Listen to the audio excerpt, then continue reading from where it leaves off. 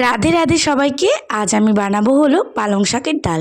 ডাল তো অনেক রকমভাবেই খাওয়া যায়, কিন্তু এইভাবে একবার পালং শাকের ডাল বানিয়ে দেখলে বেশ ভালোই লাগবে খেতে। শীতকালে পালং শাকটাই বেশি ভালো পাওয়া যায়। তো আমি সেই পালং শাকটা নিয়ে এসেছিলাম বাজার থেকে। আর দুটো ডাল দিয়ে আমি করছি, মটর ডাল আর মুগ ডাল।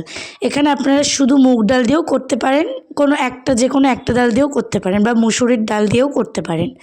মটর ডাল আর মুগ ডালটা আমি সিটি দিয়ে দিয়েছি। হাফ কাপ করে নিয়েছিলাম, পরিমাণ মতো জল পরিমাণ মতো দিতে হবে।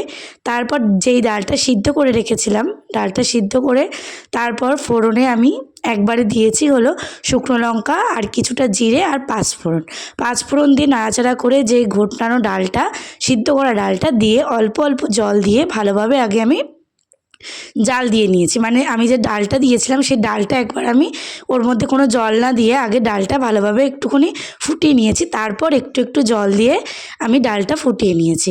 জল দেওয়ার সাথে সাথে দিয়ে দেবো হলো পালং শাকগুলো। পালং শাক আর ডালটা একসাথে ফুটে উঠলে তারপর নামানোর আগে একটুখানি ধনে পাতা দিয়ে নামিয়ে নিলেই রেডি আমাদের পালং শাকের ডাল।